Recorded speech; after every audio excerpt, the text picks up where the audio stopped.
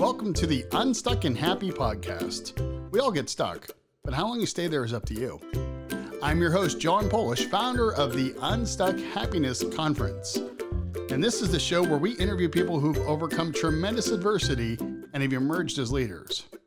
So if you need a little inspiration and hope in your day, get ready, because here comes another great Unstuck story.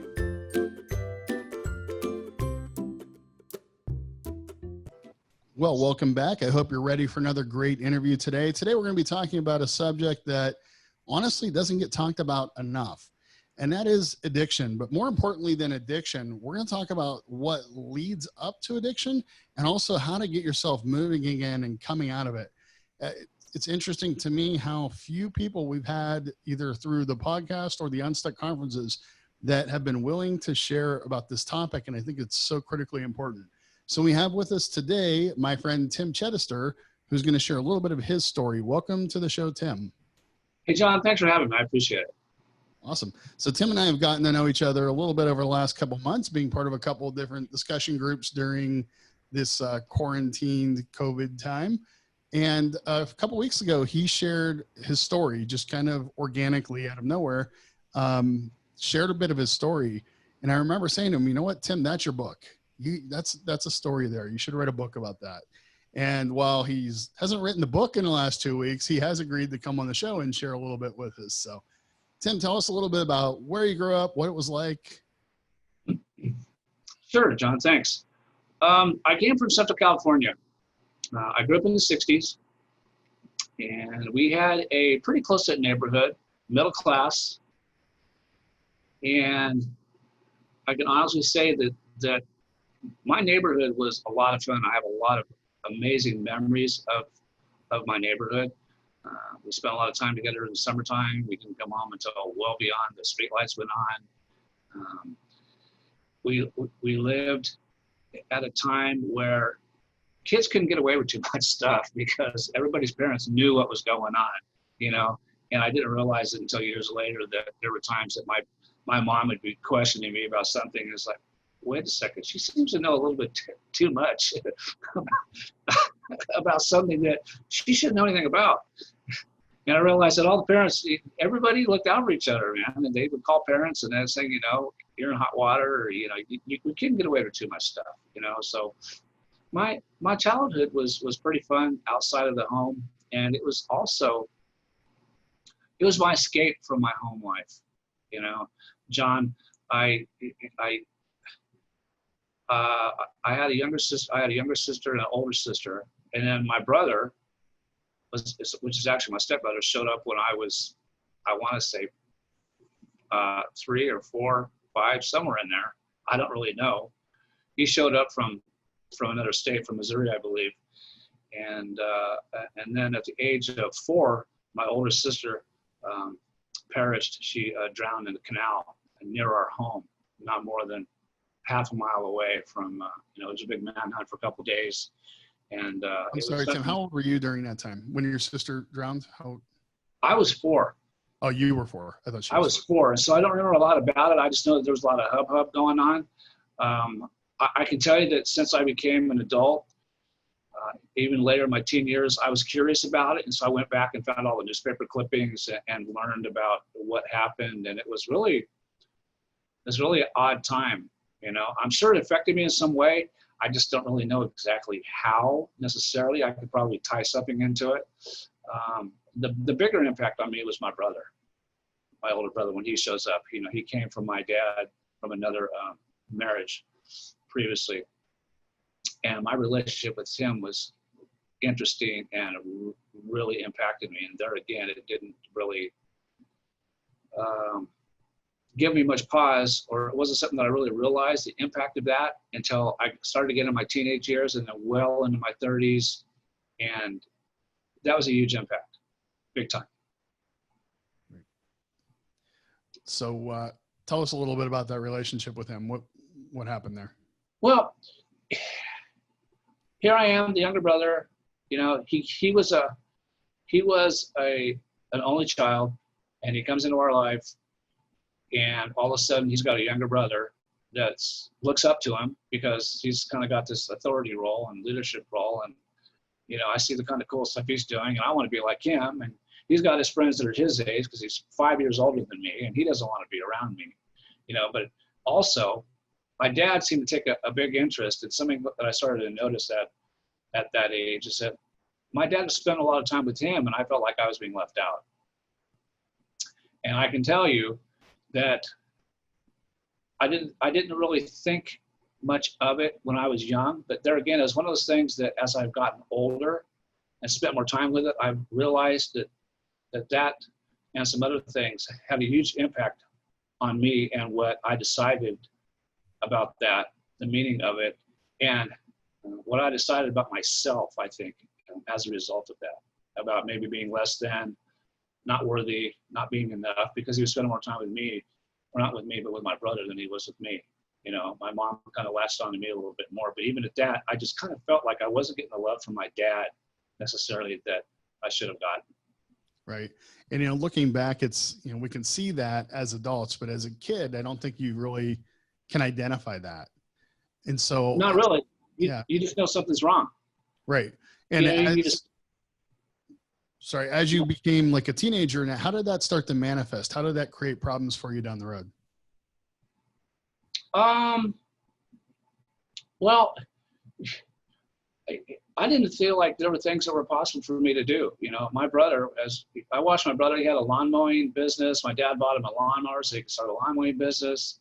And so he was making money, and, he was very industrious, and he had a mind for business. And me, I couldn't connect those things, So as I went into my teenage years, I didn't really have or see the same value in working, getting a job. I think I eventually did get a job, but it was because my friends were getting a job and I wanted to make a little bit of money, But the thought of ever having a thing like a car or paying insurance or being responsible or really having any ambition, because my brother had a lot of ambition and I did not. But I think that it was tied to my belief that my brother was different from me, and that because and somehow I saw him as better because my dad paid more attention to him, that I wasn't enough to have those things. I was one of those kids, as I was going through high school, I didn't date, I didn't have a car, I didn't have a lot of money, I had jobs here and there. And, I can even tell you a story about a time when there were girls that I had crushes on that I really wanted to spend time with, and I wasn't enough because they were quote unquote out of my league, because that's what I believed about myself. Right. I just kind of felt a sense of being less, and that I didn't deserve those things. So let me ask you, Tim, that this is interesting to me. So clearly you felt like you weren't living up to an expectation. But do you feel like the expectation was put on you by your dad, or do you feel like is it possible that you were upset that there wasn't an expectation put on you? It's a combination of a couple of things. That's a great question. I think there probably wasn't an expectation put on me by my dad. And my brother actually, occasionally would put a little bit of an expectation on me. However, I saw it more of a put down. It seemed like more of a put down, like, you should be as good as me kind of thing. And I believe that it was probably me that saw it that way. But yeah, probably because my dad really didn't have an expectation for me, at least none that I can really recall. And I see it go both ways. I see where people can't meet the expectation, so they turn and rebel. And then in a situation more like yours, where the expectation was put on one and not the other, that it makes you really question your worth and your value and think, well, why don't you think that I could do these things too? And it may not have been that at all. Every kid is different, so you have to kind of treat them all different. But I can see how the perception of that can seep in and really affect you, especially at a young age. I did get in trouble. I got in trouble quite a bit when I was a kid. At the age of 8, I got picked up by the police department and taken down to the police station for stealing a box of Milk Duds. And then when I was 12, I was on probation with a friend of mine because we stole bicycles. I'm 12 years old. I'm on probation. Right. In a white collar neighborhood. That stuff didn't really happen in my neighborhood, so I was probably seen a little bit as a bit of a problem child, I guess. But when you say that, I had forgotten about some of those things, and obviously those are lessons that came with those experiences as well. But yeah, I did get in trouble. I did level off after that. But yeah, there was a sense of wanting attention in some way, shape, or form, and I chose that vehicle to get it. Right. What was going on with your sisters? How did they respond to your sister? How did she respond to it at this time?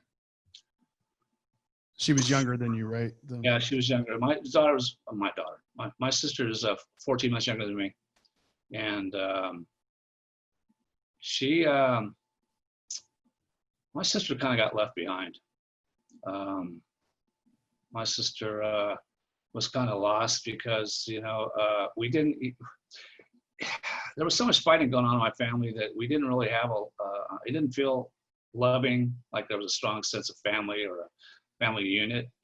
And so when our older sister died, I mean, I'm only guessing because, like I said, I was young. I was 4 when she died. And so then I had my sister who's younger than me, and they shared a room. And so now her sister's gone. And so she doesn't have that sense of somebody to be with, somebody to kind of watch over her a little bit. So that's gone. And of course, my mom and my dad, they were struggling just to keep the marriage together after that. And so my sister got pretty much lost in the mix. And sadly, as I've gotten older, I understand why she's living the life that she's living now is because she made a lot of decisions and a lot of choices based on the way she was raised, and it really affected her in a negative way. And I feel really bad for her. We don't even see each other that much. In fact, I haven't talked to her in probably a couple of years. And I only bring that up because it's fascinating to me to see how people in the same circumstances can respond so differently to what's going on around them. And it's all because of, we all have our own, I call it the 3 E's: our education, our experience, our emotional intelligence, the things we bring into a situation that allow us to perceive it so differently. And so I see all the time with siblings, you'll see one excel and what, they're all over the board in how they respond to what seems like the same exact situation, but it's not the same to them because of the way they perceive it. Right. Yeah. Well, my brother always told me, early on. I mean, he always reacted to all this stuff really differently. He was more rebellious, and we still have a pretty good relationship. We don't talk to each other all the time, but as we got older and started to talk about family, especially in the last probably 10 years or so, when we've gotten a little bit older and we really look at things a lot differently, we've become a lot more open with each other about how we saw things. And he always said that, he always learned or tried to learn what not to do from that particular experience. I mean, he used the information that he had, the life that he was experiencing, and learned that he would not do those things. He would rebel against the things that he saw because he saw those as bad and he didn't want to be that way. Me, I kind of got sucked into it and handled it a little bit different. Yeah, I can totally relate to that. Emotionally. So tell us, how did that lead to the abuse? Well, high school was okay. I stepped out a little bit in high school. I ran for class president as a sophomore. Freshman year, I went up for basketball. I didn't make the team. I was pretty upset about it. I was kind of starting to come into my own and develop a little bit more of my own identity and a presence in the school as an athlete. And so I went out for basketball my sophomore year, worked really hard, and I made the team, which was a really big deal to me. So I thought I had turned that corner, but my junior year, I was going to go out for play basketball varsity, and I had gone out for baseball the year before, and I didn't make the team, and it really affected me in a negative way, and I really believe that all the emotional feelings and thoughts that I had about myself came up again.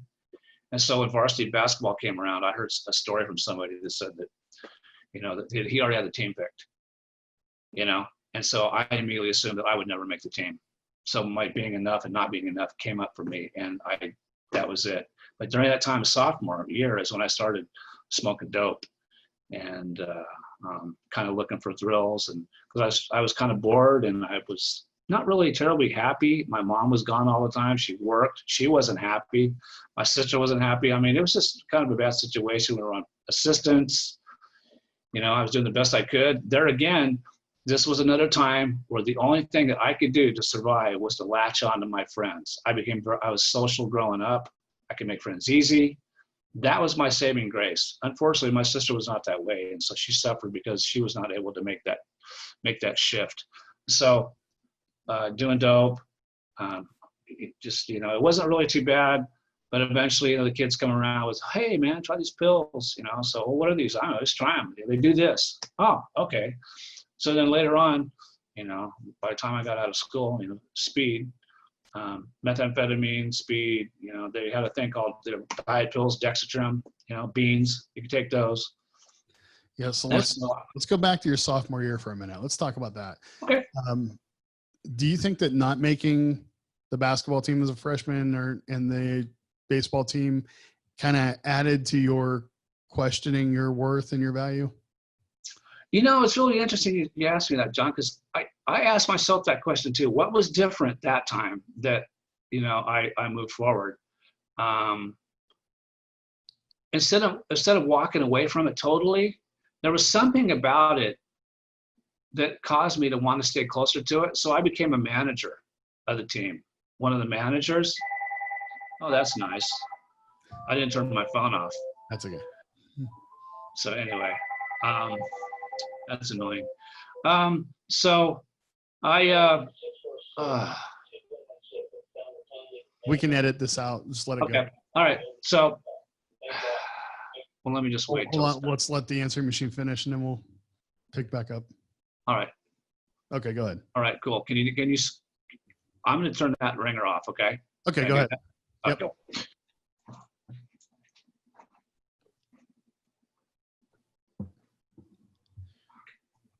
I apologize, John. I'm usually better about it than that. That's okay. It's not too big of a deal. All right. So, so you're saying you decided you wanted to stay close, and so you became a manager. I became a manager. Yeah. And so I was around it all the time, I was around watching everything happening, and it felt good to be a part of it. It was emotionally satisfying. And obviously, when there was downtime or whatever, the guys were running or doing this or that, I'd get out there and, get a ball and just start bouncing around and just kind of do stuff and take some shots and stuff just to kind of keep myself, attached to it. And I think that was kind of the difference this time around. And so when I got ready to go out for the sophomore team, I really improved quite a bit. I'd grown 3 more inches. Of course, even at that, I was still like 5'6". I mean, best I could do to be a guard. The ball was almost as big as I was. So, but I just kind of stayed with it. I stayed around it. And so that was kind of a turning point that felt different from past experiences. I'd actually done something that I worked hard at and made it, and improved, and I got the goal. I stayed focused and I got it. And I remember going out for basketball in the 8th grade, and I was really surprised because I was actually leading the team in tackles when I got cut. Then I realized you're not supposed to tackle people in basketball, so I just stuck with football. Right. When you started using, because it was during that time, was it with people who were on the team? No, these were people that's interesting you say that, John, because the people that I was doing that with were not. These were friends that I grew up with on my street. There were a couple people that lived in the neighborhood.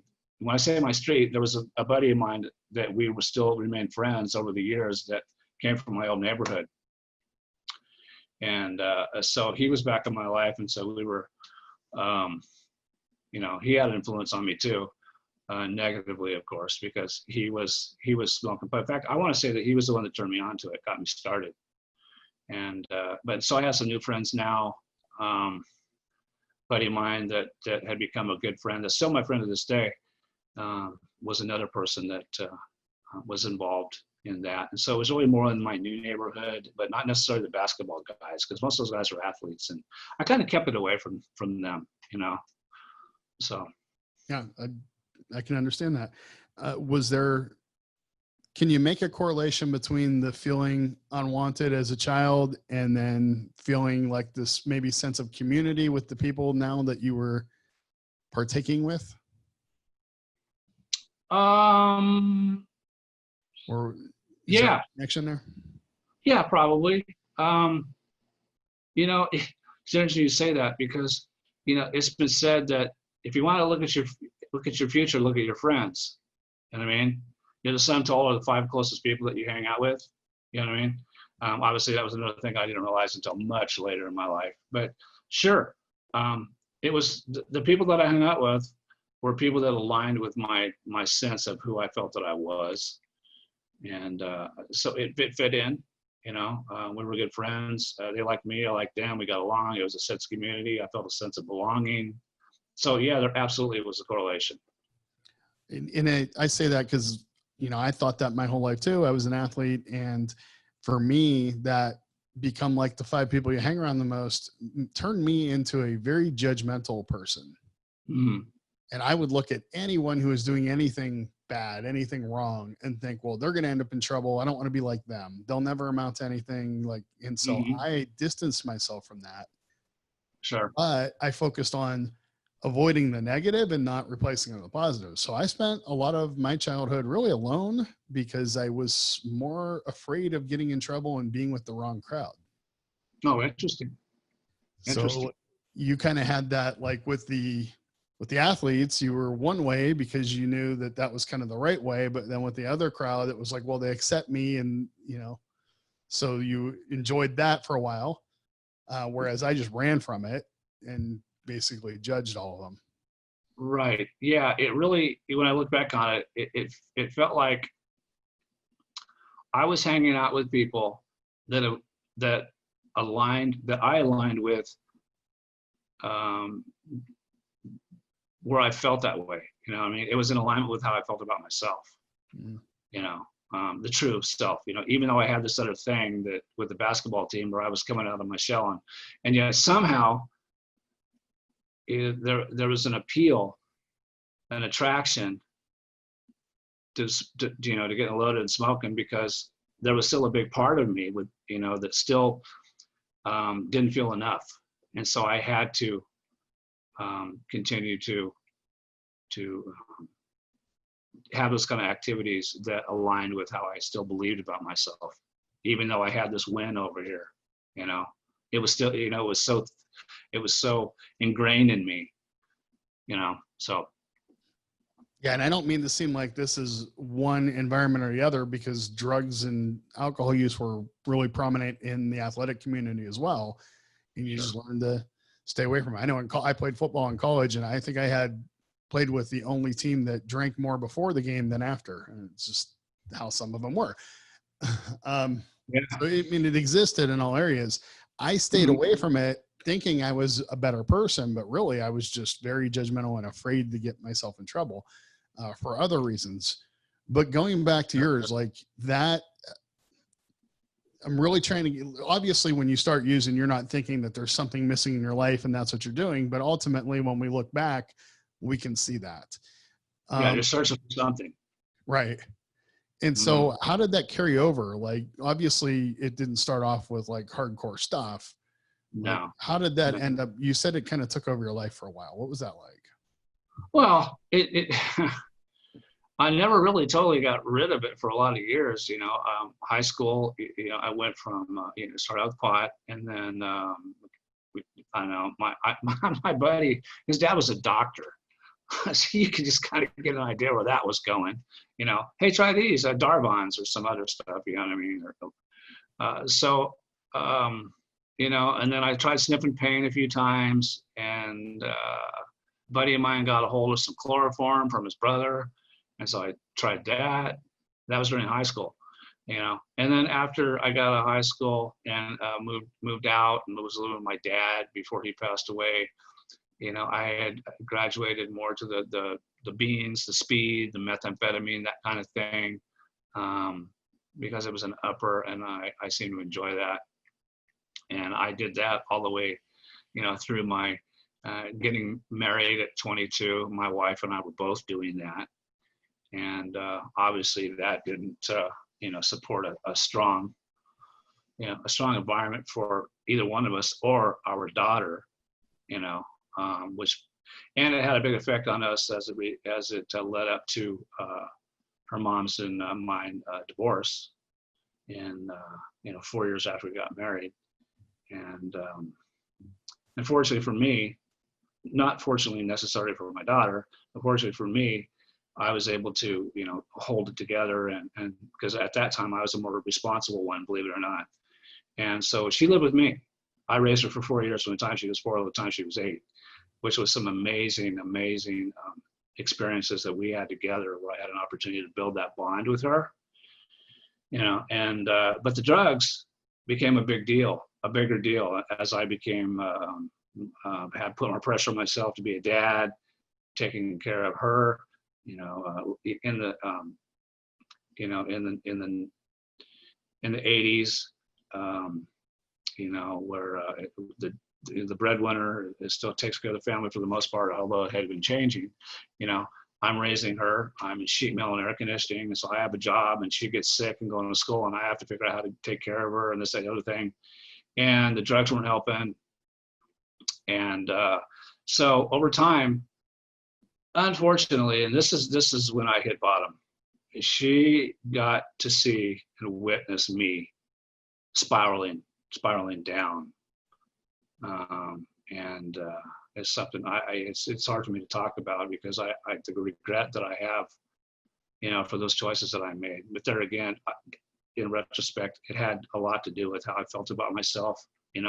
I divorced, my parents divorced, I was emotionally struggling and dealing with that, because I really wanted my marriage to be different than my parents' marriage. So there again, not enough, or didn't feel enough, because I couldn't live up to that. So I have to ask you, if you don't mind. Sure. One of my taglines is that cognitive solutions don't fix emotional problems. So no matter how much the answer makes sense, if there's an emotional attachment there, it's going to keep you stuck. Mm-hmm. And so from the outside looking in, and I say this of you because I've seen it so many times, you had a job, you were making a living, and you had your daughter that you were primary caregiver for. Mm-hmm. And yet, so to me, like from the outside looking in, like it looks like you had a good life, and you should want, why wouldn't you quit this for your daughter? Now, I don't say that in a mean way. I say that because I already know that it's not that simple. If it was that simple, so many people would just drop the drugs and take responsibility and be there for their kids. So, and I know that you're through that now. Mm-hmm. So on the other side of it, what would you say to, because I can guarantee you there were people in your life that were looking at you going, what are you doing? You seem to have this. Why would you give it up for drugs? How do you feel about that now?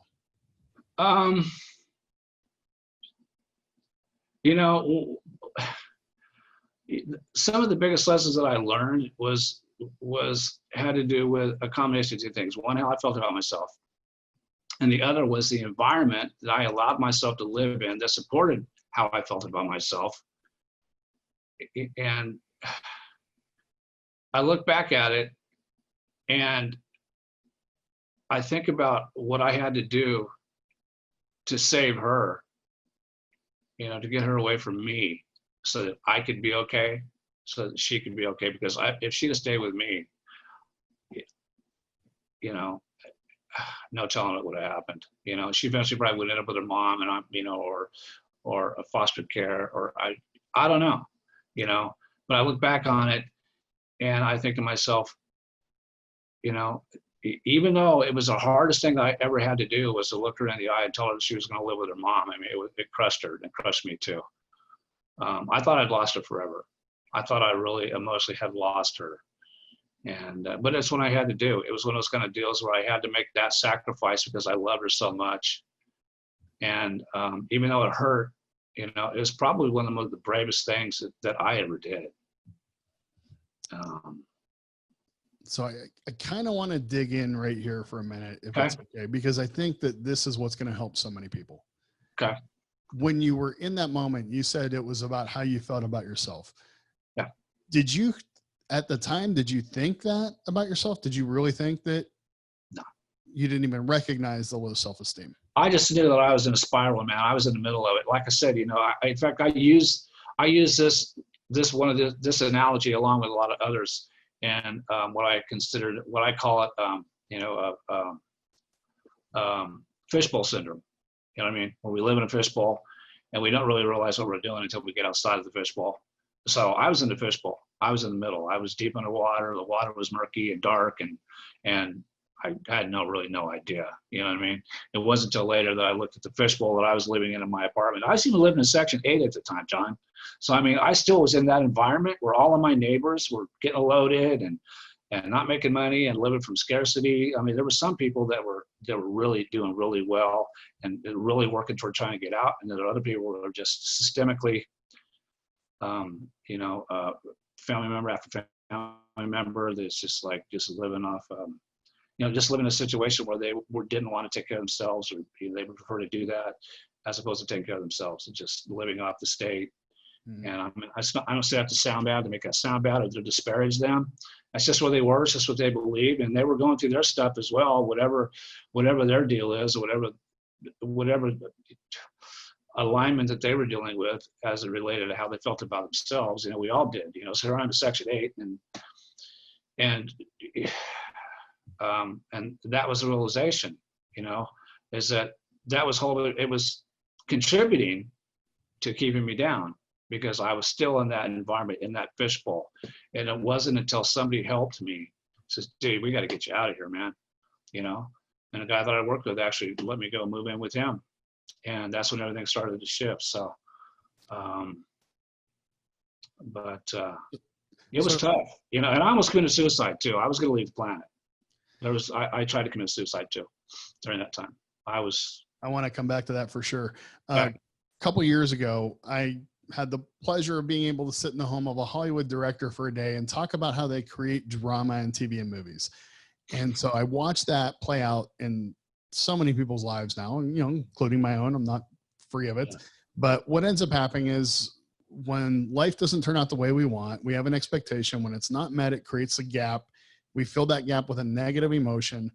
And then what happens when we sit in that for too long, that's how we get stuck. But when you sit there for too long too, we start to tell ourselves stories about why we didn't get what we wanted. And that's where the beginning of drama comes. It's not my fault. It's somebody else. It's this, it's that. And so what I found with a lot of people that are in this situation that you were in back then is that a lot of defensiveness, a lot of excuses, a lot of, well, if only this would happen, my life would be okay. And they're things that end up keeping them stuck and keeping them in the cycle. And then somebody will come to them and say, but you know what? You have a daughter, Tim. You have a job. Why would you do this? But then it just kind of throws you back into that story again and perpetuates it. Yeah, that's true, John. But here's what I'm going to tell you, and this is kind of odd to me because I spent a lot of time thinking about this as well, is that I wasn't living in a gap. I was just living from day to day. I was just doing the best I could because I just felt that this was all I was ever going to have. I didn't even make any excuses or even think about what was possible, So there wasn't even really a gap for me. I was just kind of living my life, and I just lived from a place that, this is it. This is my lot in life. And I know there are people out there that have gone through this and feel the way that I have, and I've seen it because I'm a substitute teacher, and I sense it and feel it with some of these kids that I've been around. And they just think that this is their lot in life, and this is all they're ever going to have. You know what I mean? So they don't bother going to school. They don't bother trying to get education because what's the point? And to an extent, that's kind of how I was, although I did get through school, but I never really had, I had ideas about what I wanted to do, but I just, it wasn't enough to keep me or take me away from the stuff that I ended up doing, the choices I ended up making, So that's interesting, because the other scenario that I see is that when there is that gap, one of the first things that I will notice is that sometimes people will lower the expectation so that there isn't a gap. And say, well, this is it. This is all there is. Right. Instead of raising themselves up, to lower the gap. Right. So instead of saying, boy, I'm not getting what I want, you just stop wanting. That's probably what happened. That makes sense. that makes a lot of sense to me. That's probably what happened.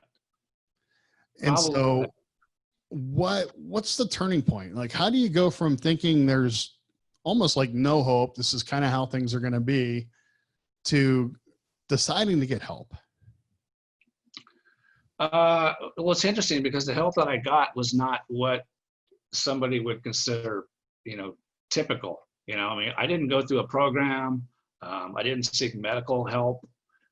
I just had some people around me that cared about me and knew that I needed to get out of the environment I was in. And so they helped me to get out of it. So I moved about 4 miles down the road and kept my job. And of course, now they knew that I was on drugs, and they even brought me in one day and asked me, what was going on. And I knew that if I told them, they would have helped me.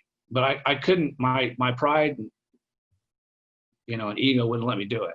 So they held on to me until I got better. And then they let me go. They fired me probably a year later. And I always am grateful for that, because I do believe that's why they held on to me for so long, because I was doing some stupid stuff at my job. And so there was people around me that rallied around me and cared enough about me, so I got out of there. And a buddy that moved in next door to me, where I was now living in a duplex, and he turned me on to construction inspection and material testing, which was totally different, because I couldn't get back into sheet metal because I got blackballed because, I had a workman's comp case going on, so I couldn't get a job there. So, and I spiraled down again with alcohol because I'd gotten away from drugs and stopped doing drugs. I did that cold turkey by myself, but then I started hitting the alcohol. I was drinking a fifth of Jack a day for a period of time. Got a DUI, that slowed me up. And but I got into construction inspection and material testing, and that was in my hometown. And then a year later, I just decided that, I was starting to feel better. I was feeling good. I was getting some things done. I felt good about myself. And I always remembered about that break that I made from the apartment complex where I was living in, where I was in Section 8. I was around bad people. I had to get rid of all those friends because they were influences on me in a negative way. And I remembered that. And then that's when I decided that, if I'm going to have anything better in my life, I'm going to have to move away from the environment that I'm in, environment being my hometown. And so I picked my stuff up and I transferred to Las Vegas, and then everything in my life shifted. Everything. It's funny. Nobody would ever think you moved to Las Vegas to clean up your life, but yeah, right. Yeah. Yeah. See, well, I've always kind of been that way, John. I'm one of those kind of contrary dudes that just does it completely opposite. And everybody goes, wow, whatever, man, how'd you do that? And I sometimes wondered myself, Your story, I think, is beautiful because it actually illustrates so many of the different concepts that I've spent a lot of time researching and working on. So when I teach, if you've ever seen me do the personal happiness graph, I teach that life is really 5 different areas: the people in your life, your responsibilities, which is your sense of purpose, your activities, the things you do for fun, your finances, and your environment. And what often happens is we make decisions in our lives because we're feeling a need in one of those 5 areas, but we often miss how they're all interconnected. So if I make a decision based on one area of my life, it affects everything else. Sure. So what I love about your journey is your very first decision was to change your environment. Now, simply moving from one home to another does not do anything for you, but it puts you around different people, which now you're doing different activities, and it ultimately will change your entire life because you made that one positive change. And you changed the thing that, honestly, the environment most of the time for us is the hardest thing to change. Because if you would have stayed in that housing development you were in before and you changed everything else in your life, that would still have been off. But when you changed that first, it gave you an opportunity to change everything around it. And right. So, because what it did, John, is it caused me, I had to change my thinking. Yeah. You know what I mean? And we all know that anybody that's done personal growth would say, you change your thinking, you change your life. But of course, not back then, I didn't understand that. So my environment also affected how I thought. I had positive people around me. I was operating from a little more abundance thinking, not scarcity. I had people around me that were thinking a little bit more about what's possible. or ambitious. You know, now I'm starting like getting bombarded with positive thinking every day, you know, and that really, so it really, if you really want to break it down, you know, it wasn't really my external environment that was affecting me or influencing me. It was my internal environment that was being influenced by my external environment. Right. And I think what more importantly is that you knew you needed to make a change in the people in your life, and that in the current environment, that wasn't going to happen because those people would be around you. Even you can't just shut them out because they will show up. Right. Well, and it wasn't easy. And it wasn't easy either to do that. Yeah. You know? And then when you physically move, then you made a conscious decision to be, or maybe not you, but the people that were looking after you made sure that you were around more positive, uplifting people.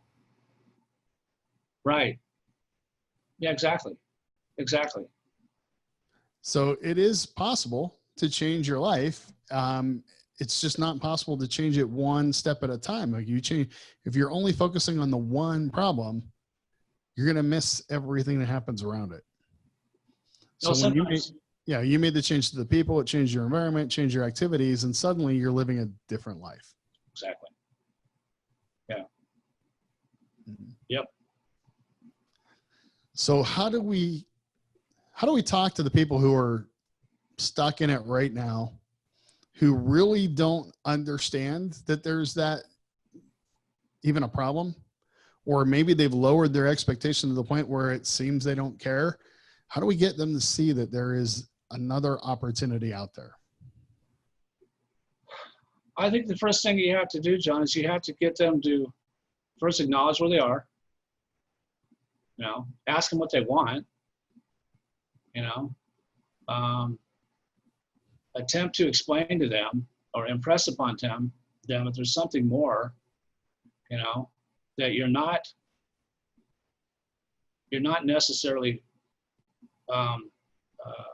the person that you have decided you are, what you believe about yourself. You know, and you really want to get people to start thinking about what's possible.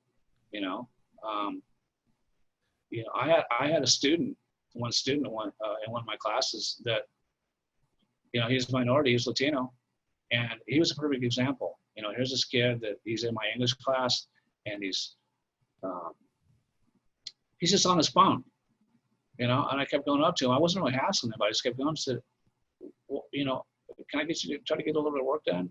And one day he finally said to me, and it broke my heart, you know, but I got to know that he was like the poster kid, or the atypical student that, you know, in the school that I was working at, that thought, well, why should I do that? He said, why should I get an education? It's not going to matter anyway. Those are his words, John. And my heart just sunk.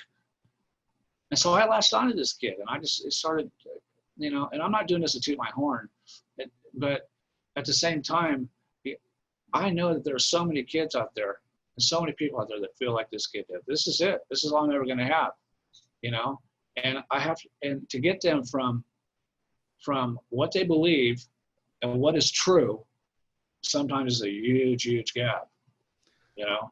So the first thing that you said was to convince them of who they are? To try to convince them of who they really are. You know what I mean? Ask them. I said, you know, because this kid thought he was stupid. You know, the first thing would be to ask, I said, is that really true? Or is that just what you think about yourself? You know? You know, it's funny. I like that you said that, because what I find that happens very often is that we think that we can shame people out of an addiction. They're already shamed. If we tell them how everything they're doing is wrong, that somehow they'll change. But like what you were saying, if you already have low self-esteem, you already feel like you're not good enough, all we're doing is reinforcing that, which throws them deeper into the problem.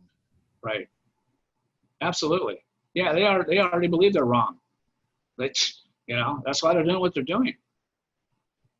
You know, is to get them to see that there's something different, that who they think they are is not necessarily who they really are. You know, that they're more than that, you know? It's easy to sit here and say it's so hard to do when you're watching people that you know and you care about making decisions that are impacting their lives and the lives of people around them, to not just want to grab them by the neck and say, what are you doing? You're being stupid. You're doing this wrong or whatever. But knowing that in itself is just going to make them want to do it even more. Sure. Yeah. Because what's that? What do we do? Help us. Tell us, how do we handle that? How do you go about telling somebody their worth while you're watching them make horrible decisions? Right. Yeah. Because to say those things, all you're doing is confirming what they think about themselves already. You know. Mm-hmm. Yeah. It's just not true. You know, everything is possible. You know, you just have to. You know, for some people, you have to start putting other people around you. And when you live in a poor community and you go to a school that's 85% minority, that's a tough environment to get out of.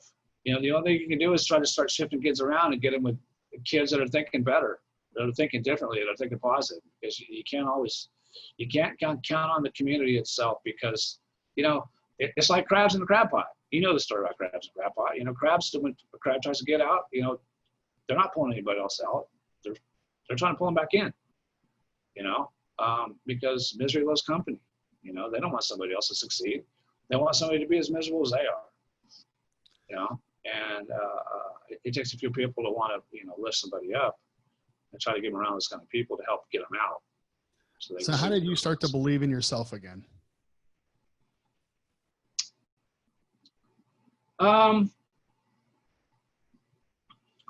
Well, obviously, when I stopped doing drugs, you know, and got off the alcohol, you know, I automatically started to feel better, you know, and then getting a job and starting a new career, you know, it came from the momentum that I was able to build as a result of the little wins that I was getting. You know what I mean? I had to stay focused on my job. I had to stay focused on achievement. And this is a big one too. You know, in fact, I don't know if I had shared this in one of the other meetings that we had, but it has a lot to do with giving somebody a sense of responsibility. You know what I mean? People were dependent on me, so I didn't screw up. I had to focus on what I was doing, you know. And what I learned was that as I became more responsible for myself and I started to achieve more, I started to feel better. It's like, you know what? Because now I had some things that became evidence of who I really was. Not who I thought I was, but who I really was. And I would use that as a tool, as momentum to push me forward, to propel me forward. And so it just kind of perpetuated itself. It's like a train that starts out slow, you know, and then it picks up and picks up and picks up. And, you know, momentum is our best friend. You know, momentum can blow through a problem, you know, in a heartbeat, you know what I mean? And it's not that it's really a problem or an obstacle. John Maxwell says, we just didn't have enough momentum. It's not really an obstacle. We just don't have enough momentum. Mm-hmm. So we can blow through it. So that's kind of how it went. Yeah, you can't manufacture momentum. That's something that happens organically. But what I love about your situation, or is that a disagreeing shake your head, or is that? No, I absolutely agree with you. Okay. Yeah. What ends up happening, and this is beautiful because literally you're like falling right into everything that I teach. So one of the biggest areas, I mentioned the 5 areas. One of those areas is responsibility. What are you responsible for that gives you a sense of purpose? The reason we lack self-esteem in our lives is because we lack that feeling of purpose. But you couldn't just change that because you were stuck in a bad situation. So you changed your environment and the people around you. And then once you started to feel safe in that, well, then you took the next step and you got a job, which gave you more responsibility, which gave you a greater sense of purpose. And then you started changing the activities and stop the addictive activities, especially.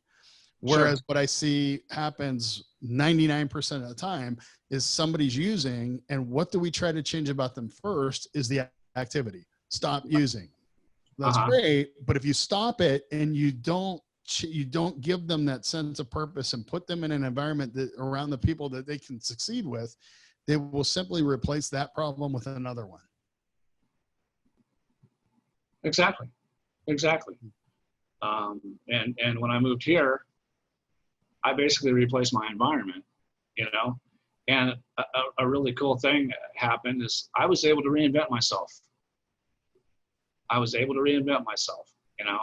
I'm on a roll. I'm working in a new job. I'm making better money. I'm living in a new city, you know. I'm living in a city now that is about abundance and prosperity and success. You know, I wasn't used to that from where I came from, you know. My town was in the Central Valley, California, where people were on unemployment for half a year because most of the people worked in canneries, you know. So you're talking about a completely different environment. And so, you know, my first job was on the strip. You know, I was working in the Coca-Cola bottle. I was doing construction inspection material testing for that building and the whatchamacallit, the theater across the street. You know, I'm going to work on the strip every day. I'm watching, you know, I met Evel Knievel during the Holyfield fight. He'd come showing up in one of his old coupes. You know, I mean, I'm like, I love this place. You know, it was exciting. I say, you know what, I finally felt like I'd arrived. Like I finally was living a life that I deserved. And it was just a complete shift. You know what I mean? And Just to I be felt clear, good when I created it. just to be clear, I wouldn't recommend to everyone listening to this that has an addiction problem that you can solve it by moving to Vegas. Absolutely true. Sometimes does make it worse for people. But when you change your mindset and you decide that you're going to change all those areas of your lives and you do it, it happens simultaneously almost. You see that when you move one, they all move with you. Sure. Yeah. So what are you doing these days, Tim, to help people and spread your message? Well, I started taking some personal growth classes 18 years ago, and I am now a certified life coach and certified trainer and speaker. I teach and work with people with personal growth, personal development, a little bit of professional development, but also leadership development, you know. And I, you know, if that wasn't enough, you know, I went back to school and got my my bachelor's of science in leadership and interdisciplinary studies, excuse me. And then 2 years ago, I completed, was this 2020, 18, 17? Yeah, 2 years ago, I completed my master's in organizational leadership to support what I was doing. So, I mean, you know, I'm probably almost overeducated. All that sounds weird. I don't say I have to be arrogant or anything, but I latched onto it, and I can't stop doing it. I want to grow all the time now. You know. And when you're in the middle of that addiction problem, did you ever think you'd be in Vegas with a master's degree? No. Master's degree? Are you kidding me? My brother only has a bachelor's. That was a big deal, man. I got to tell you, John, when I got my master's, the first thing I did is I got on the phone and I called him because I always wanted to be just a little bit better than my brother, to at least be able to say that I could at least one thing. You know what I mean? And when I got that, I was able to call him, and he was actually very proud of me for doing that. So how can we find you? How can we stay in touch with you? You can find me on Facebook. You can reach out to me on my website, timchedester.com. And you can look for me on my business page, Tim Chedester Success Strategist. And I'm generally around somewhere. If you, you know, you can find me. And occasionally I'm doing seminars or workshops or posting stuff on Facebook. You know, I'm focusing on a group right now that I'm putting together with a name that I've had for several years that I haven't done anything with, but I'm about to ramp it up. It's called the Coaching America Project. And stay tuned for that, because I think that's going to be a big deal, because I want to bring what I've learned to not just those around me, but to everyone. I believe that a lot of people could benefit from that. So stay tuned for that, the Coaching America Project. Awesome. And so I asked this of everybody: what is one final piece of advice you can give to someone who's feeling stuck today?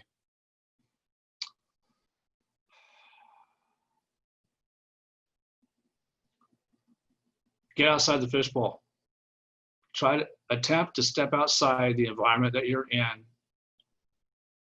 to try to look at it from a different perspective. If you're not able to do that, ask somebody to tell you What do you see? And be willing to be open to what it is they're going to tell you, because you're going to hear things that you were not aware of, likely. And it will help you to make shifts, because there might be stuff you're doing that's ineffective. There's other things that you're doing that is very effective that you want to do more of. So that's what I would say. Ask somebody else, what do you see?